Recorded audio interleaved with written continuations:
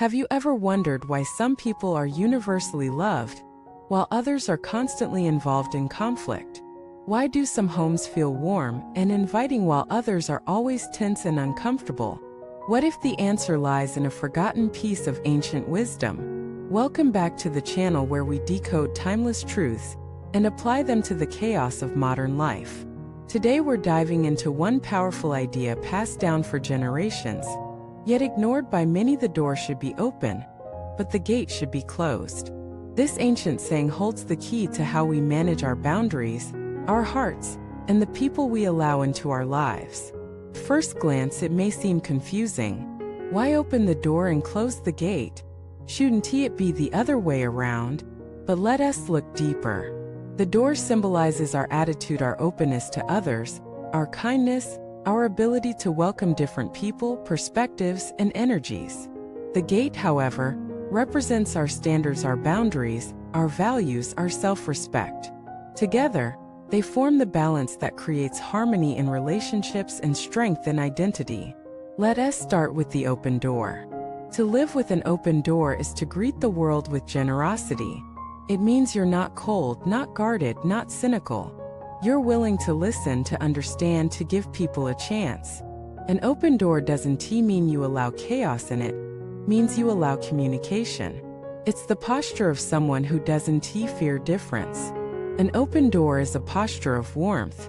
It says, I see you, I hear you, you're welcome to knock. And in life, those with open doors make the best first impressions. They're the ones people trust, the ones who create safety. They don't judge instantly. They don't isolate themselves. They move through life with grace because they understand something profound. Everyone is carrying something unseen. Everyone deserves compassion, at least at first. But now let us talk about the closed gate. A closed gate is not coldness. It's discernment. While your door may be open for conversation, your gate must be closed to toxicity. It must be closed to manipulation. It must be closed to people who do not respect your values, your time, or your peace.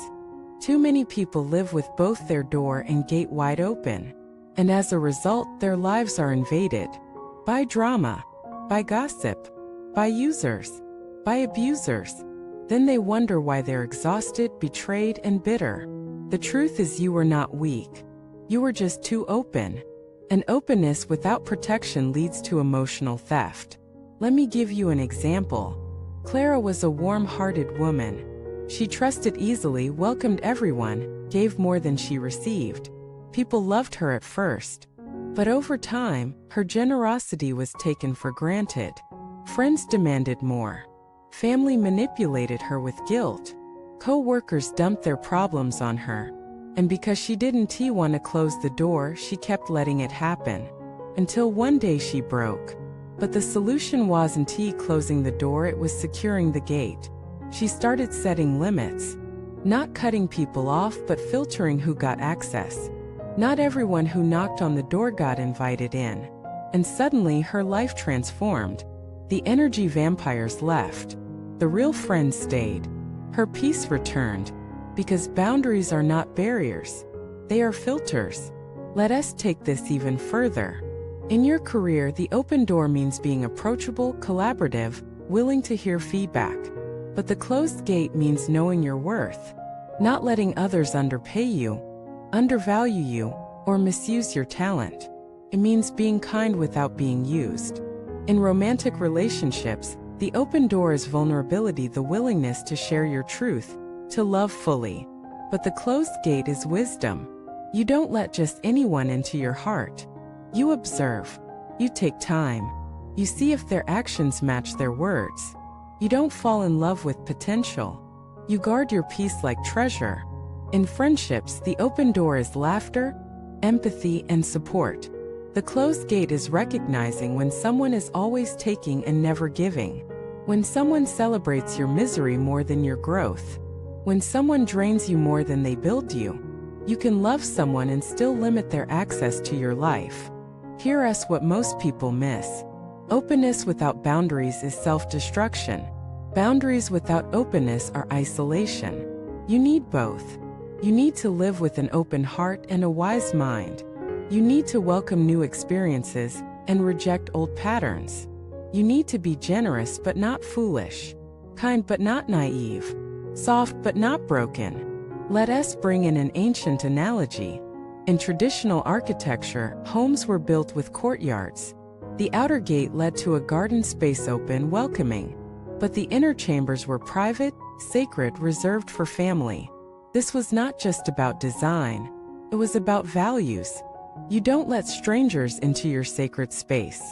Your energy is your home. Not everyone deserves full access. Some only get the courtyard. And that's not cruelty, it's clarity. Now ask yourself, who in your life is standing in the sacred chambers who should be stayed at the gate?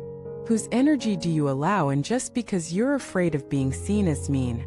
Who drains you under the disguise of friendship? Who manipulates you under the mask of family? Who distracts you under the illusion of love? It's time to reevaluate your gates. It's not about cutting people off. It's about raising your standards. You don't owe access to anyone who doesn't honor your peace. You can be open without being exposed. Let us flip the script. Instead of asking, how can I be more likable? Ask, how can I be more aligned?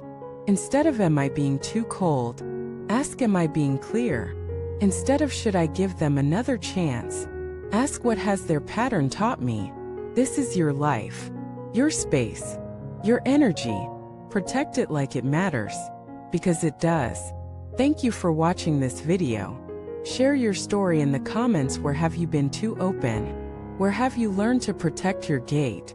Let us create a community that celebrates both love and boundaries, kindness and strength. Subscribe, like, and send this to someone who gives too much. Help them see that saying no is not rejection, it's self-respect.